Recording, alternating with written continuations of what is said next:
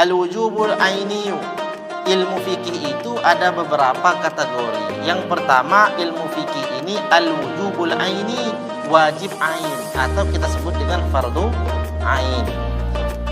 Batasannya apa fardu ain? Fil qadri allazi tatawaqqafu alaihi sihhatul ibadati kat-taharah, as-salati was-siyami, wa sihhatul muamalati kal bai'i wan nikahi. Ilmu fikih yang wajib ain, maknanya ilmu fikih yang wajib semua orang tahu tanpa satu pun boleh tidak tahu, adalah sampai pada apa? Kadarnya sehingga orang tersebut bisa sah ibadahnya, sah bersucinya, sah sholatnya, sah puasanya, sah muamalahnya, seperti jual beli dan nikah. Sampai di sini adalah fardu ain itu. Jadi ibu-ibu yang ada di sini wajib tahu sampai di sini. Yang pertama, ilmu yang ia bisa memastikan ibadahnya sah. Artinya dia tahu syarat sahnya ibadah, baik syarat sahnya sholat, syarat sahnya puasa, syarat sahnya haji, semua yang berkaitan dengan syarat sah dia wajib tahu. Jadi setiap orang wajib tahu ilmu yang memastikan ibadahnya sah. Maka ilmu tentang toharoh, air apa yang boleh dipakai, bagaimana air tersebut bisa berubah dari najis atau tidak, kalau kita berwudu dengan air yang keruh apakah sah atau tidak, kalau airnya keruh itu karena lumut bolehkah dipakai, atau keruhnya karena tepung yang dimasukkan apakah boleh atau tidak. Pernak-pernik yang demikian itu ibu-ibu semua wajib tahu tanpa ada satu pun yang dikasih uzur tidak tahu, karena ini kaitannya dengan ibadah pribadi, semua wajib ibadah. Ini ilmu fikih.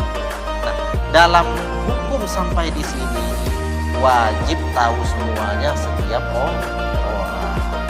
Kalau nggak tahu dia berdosa. Kalau dia nggak belajar dia berdosa. Ya, wajib namanya. Apa wajib itu pengertiannya? Kalau wajib dalam ilmu fikih, ma yusabu ala fi'lihi wa yu'aqabu ala tarkihi. Wajib itu adalah sesuatu apabila ia kerjakan dia dapat pahala, bila ia tinggalkan dia berdosa. Dosa itu artinya siksaan. Nah, ini wajib. Jadi wajib ain ini sampai di sini aja, sampai bab tentang nikah. Jadi hitung-hitung aja nih, ya.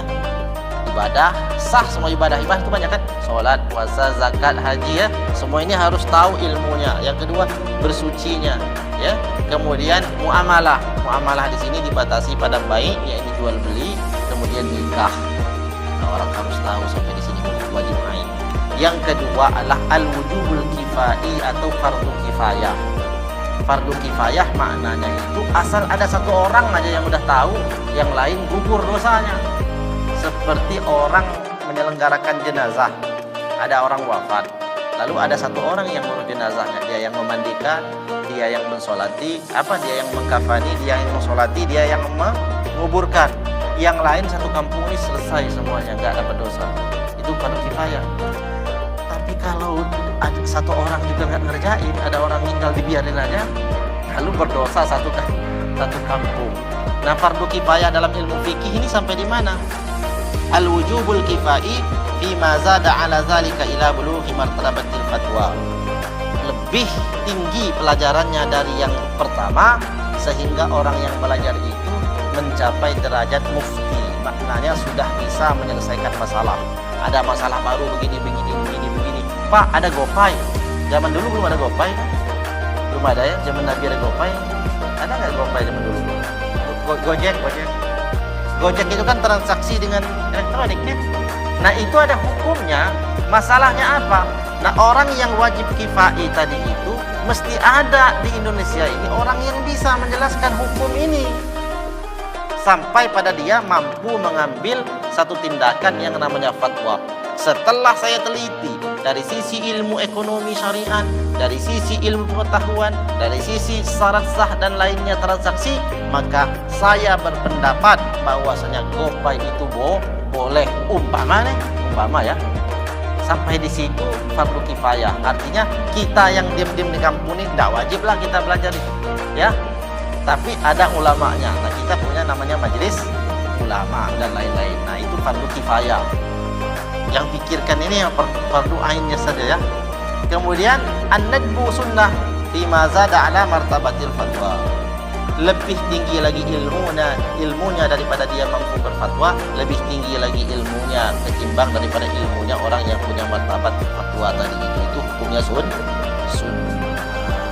Nah, masailuhu qadayahu allati yabhasu fiha, permasalahan-permasalahan yang dibahas dalam ilmu fikih kasiratun, sangat banyak. Itu seperti thaharah, syartun lis-sholati, bahwa thaharah itu syarat sah daripada salat. Wa ghuslul wajhi fardu fi wudu'i, dan membasuh wajah adalah fardu dalam hal berwudu. Ini fardu, ini sunnah, ini mubah, ini makruh dalam semua gerakan ibadah kita. Semua adalah menjadi masalah-masalah yang dibahas di dalam ilmu fikih. Nah, ini sekalian pengantar daripada kita belajar ilmu fikih. Setelah kita mempelajari pengantar ini, maka timbullah di hati kita betapa pentingnya ilmu fikih. Ternyata seluruh kehidupan kita ini sah dan tidaknya tergantung dengan kita yang namanya fikih. Ngaji kita sudah bagus, banyak baca sholawat yang luar biasa indahnya, lalu kemudian rajinlah kita bersedekah setiap hari. Ternyata ilmu ini belum kita kuasai.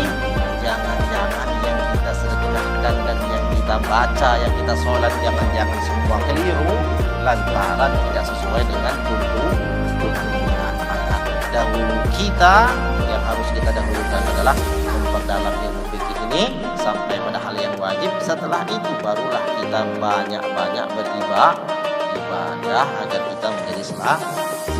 Ini saja pengantar. Maaf atas segala kesalahan dan kekurangan. Wallahu a'lam bishawab. Wallahu muwaffiq ila aqwamit thoriq. Assalamualaikum warahmatullahi wabarakatuh.